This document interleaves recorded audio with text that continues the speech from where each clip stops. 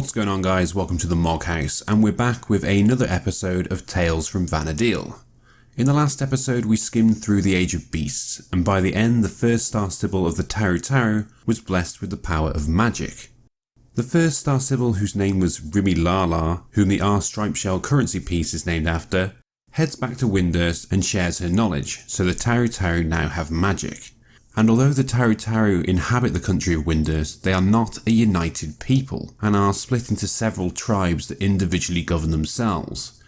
But even so, with the power of magic, they can now fight back instead of running, and win several big battles against the Ugudu. With the gift of magic, the once picked on little guy is slowly growing into the major force in VANA'DIEL. However, I must stress again, they are not a united people. The gift of magic only escalated the tensions between the tribes. Several years pass, and two key players are born: DooDa, a Quadav, and Cuckoo, a Taru. Cuckoo was blessed with an affinity with magic. At age 3, she unconsciously cast her first black magic spell and incinerated her family home. She went on to serve as an apprentice scribe under the Star Sibyl, who was now Tabilolo. I know, some of the Taru names are ridiculous, and I apologise if I'm butchering the pronunciation of them. When Tabilolo passes away, Cuckoo becomes the new Star Sibyl, but the tribes are so divided at this point that no Taru chieftains attend the rite of succession. In fact, the tribes are now all but at full-blown war with one another. That is, until Cuckoo arrives at the site of a major battle between two of the tribes. She casts a powerful AoE stun on both sides of the conflict and completely stops the battle. She then gathers the chieftain of the Taru tribes, and after 3 days and nights of negotiating, they unite under the Federation of Windurst. Unfortunately, Cuckoo passes away a few years later. As for DooDa of the Quadav, he was born before Cuckoo, and he's not your typical Quadav. He was light-mannered and more interested in books and climbing trees as a youth, and he shed his shell, which most Quadavs take great pride in. Although he was part of the royal bloodline, he was never actually expected to become king, but he became this great fortune teller whose readings were extremely accurate, and so eventually his reputation grew and grew, and he was named heir to the throne and became king. During Cuckoo's lifetime, but just shortly before the formation of the Federation of Windurst, DooDa defeated the Cormlord, an elven tribe in the Durflem region. The elven race who had started to emerge during the Age of Magic are nothing special at this stage. They've just lost this battle with the Quadav, and things are only going to get worse for them before it gets better. Despite his victory, DooDa decided to abandon the fertile soil he had conquered and instead chose to settle in the barren Pashau marshlands, and began the construction of Bordeaux. Heading back to the Taru and following Cuckoo's death, Lango is born. As he grows up, Lango discovers his talents as a beastmaster and becomes a combat caster following a fallout with Windurst School of Magic. With a growing reputation, he is promoted to the position of Master Caster and Magistrate over the region of Norvalen. This is where many of the elven tribes hunt, and as the Taru see the elvens as nothing more than savages, Lango petitions to the Parliament of Patriarchs for the subjugation of the elven tribes who had laid waste to the Norvalen region.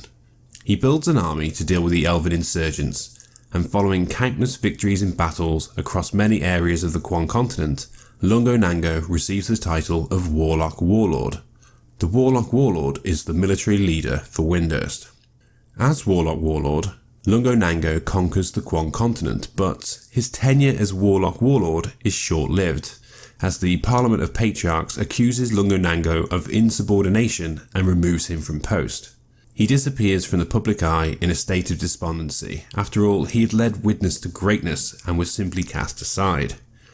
After his death, the mages of Windurst narrow their research to the study of pure magic, and Lango's magical martial tactics were all but forgotten. During Lango's rise to power, the Mithra, uncontent with their life of solitude on the Elshimo Islands, were hearing tales of strange magical beings from the elder Mithra scouts, so they decided to venture out into the ocean to see it for themselves. The chieftainess, angered by this disregard for tradition, condemned these actions, stating any who left in search of this knowledge would not be permitted to return. This did not stop the adventure-seeking youth of the Mithra, who set off on their journey and eventually arrived at Windurst. Their strength and tactical skills would prove useful to the physically weaker Taru. It was a duly beneficial arrangement. The Mithra would be allowed to live in Windurst with Taru protection and magics, and in return they would serve as foot soldiers of the Taru military. Together they carved and built the town of Mara into the cliffs overlooking the sea. It was a reminder to the Mithra that their home was not so far away after all. Mara, though always a small town in nature, would become a special place in the hearts of Mithra in Windurst.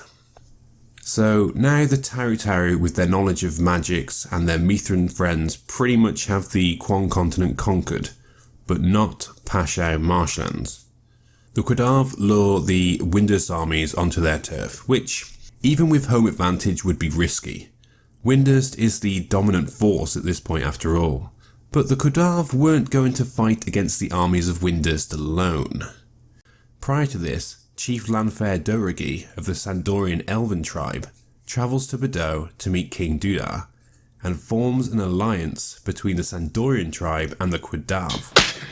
The army of Windurst finds themselves surrounded by the allied forces of the Elven and Quadav and are defeated. Following the battle, the kingdom of Sandoria is established, and Lango is named its first ruler. The knowledge of magic itself has slowly but surely been spreading beyond just the Taru. With powerful magic now being used by beastmen as well, the playing field has been levelled, and so the Taru return to Windurst out of fear and regret and enter this long era of isolation. They close their borders off to everyone except the Mithra, and so this once proud civilization becomes more and more out of touch with the rest of the world. And that is where we come to an end to the Age of Magic, and the end of this video. I hope you enjoyed it, and I will talk to you next time. Take care.